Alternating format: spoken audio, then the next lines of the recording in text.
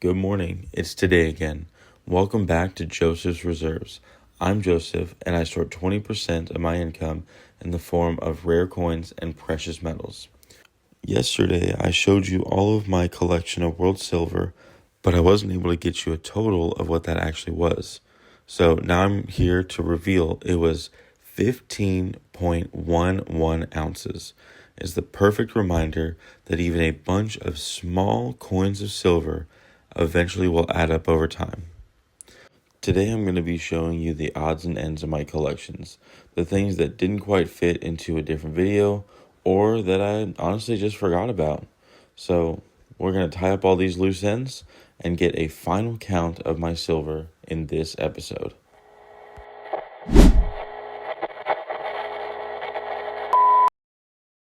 Before I go any further, I have to give a quick shout out to Emmanuel for being the first comment in my last video. Thank you for all of your support on my channel, and if you guys want your name in the next video, shoot down to the comments, but good luck being first. Alright, we're going to start this video off by talking about these proof sets. Many people don't know, but in 1992, they started making silver proof sets. These coins, the $50, quarter, and dime, were made out of 90% silver and met the specifications for when these 90% silver coins circulated. So this $50 is 12.5 grams, the quarter is 6.25 grams, and the dime is 2.5 grams. These all can be easily counted with the same math we use in all of the other 90% silver videos. However, I broke those up into 3 different series, looking at the dimes first, then the quarters, then the $50, all in separate videos. So there wasn't really a place to talk about these specifically since they're all kind of grouped together. This one from 2004, you'll see, has 2 different cases. That's because they actually started doing the 5 quarters every year for the states program. So you'll see here 5 quarters, and then the $50 and dime are in silver. If you ever find these coins out of these cases or without the box or COA, they're basically treated as regular junk silver. However, sometimes, depending on who you're buying them from or selling them to, the box and COA can maintain a bit of the premium that you would pay to pick these up. Then here I have 3 of the older proof sets. So these are from 56, 57, and 58. The Mint originally started to produce these mint sets and proof sets in 1936 and continued all the way until the start of World War II, really when the United States joined World War II in 1942. So starting in 1942 all the way until 1949, there are no proof sets or mint sets that were made at that time. However, you can start seeing them again from 1950 all the way until today. And these 2 right here are actually part of the transition away from silver, where they actually started making these special mint sets in 65, 66, and 67, and then eventually returned to the proof sets in 68. I also have a few pieces of silver that are just coins with holes in them that people use as jewelry. I don't really count this towards my stack, even though it is silver and I did pay the silver price for them. These are just technically damaged coins that are going to be a little bit difficult to sell no matter where I try to do it. I know that if I ever try to sell these, they're just going to be immediately melted. So with the little amount of silver that is actually in these, I might as well just hang on to them. They are pretty cool art pieces and pieces of history, as in that time a lot of people would engrave names or initials into these dimes and actually wear them as jewelry. These are considered love tokens, and some people do like to collect these, but it may be very difficult to find a collector or someone willing to buy something like this if you're in a pinch and really just need the money, which is kind of the idea behind stacking, is that this is going to be an emergency fund. So that's not really what I think of these pieces. These are just more fun jewelry type pieces that I have that I'm not going to include into any sort of total of silver weights. These next 2 coins I'm actually also not going to include. They came in these folders, and I'll just kind of hold it here for a second so you can pause and read this if you like. But this is a Hungarian coins from about the 1600s. It looks like this was kind of chipped away at around the edges and really took off a lot of the weight of this coin. So this is not one that I would, pull out and weigh and count it as a significant amount of silver.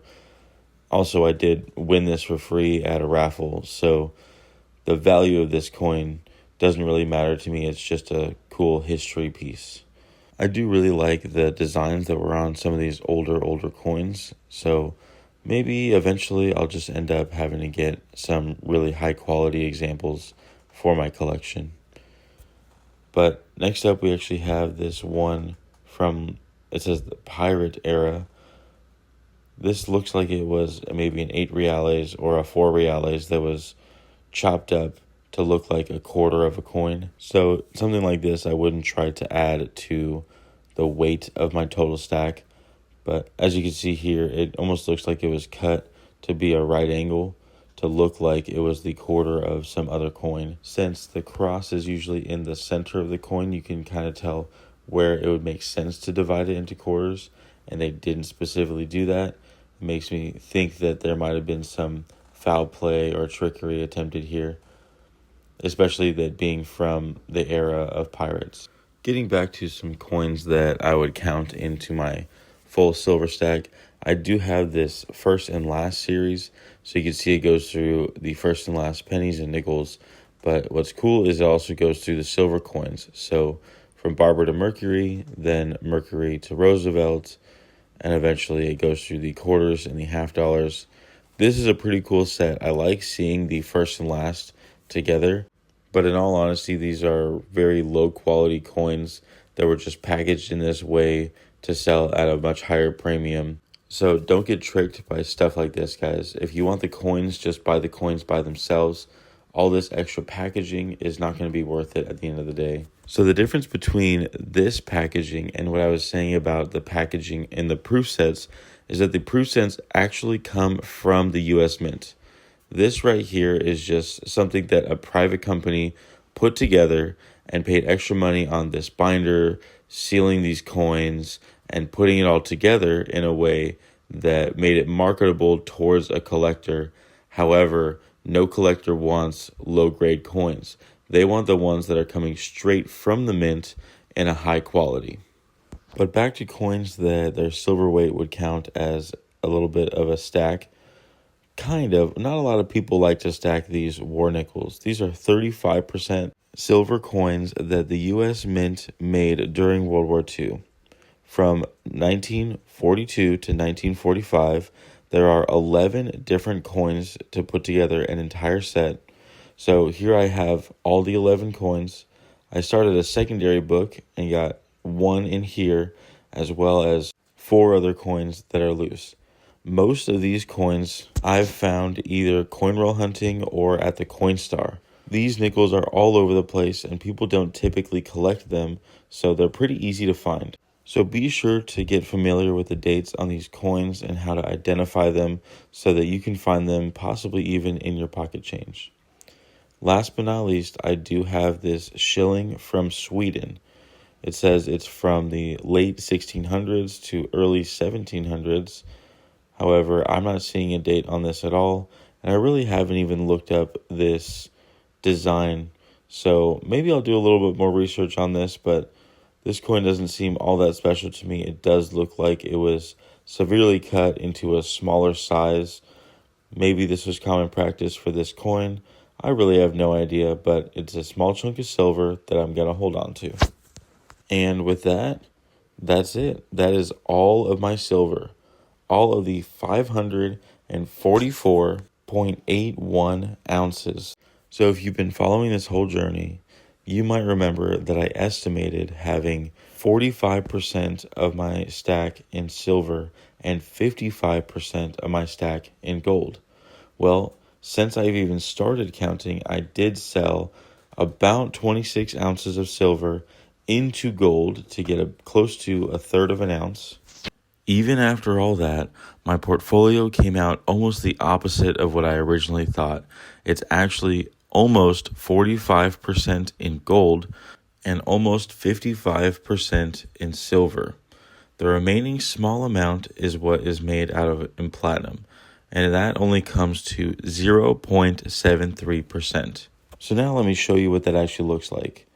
The smallest form of platinum I have is 1 gram, so if I do all the math based on 1 gram of platinum to that ratio of a portfolio, it would be 68 ounces of silver, 0.8 ounces of gold, and of course the 1 gram of platinum.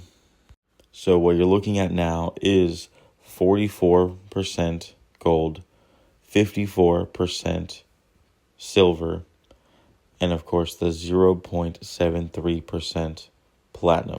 And that will be it for today. But of course, always remember, every ounce adds up, so no matter how small, just keep stacking.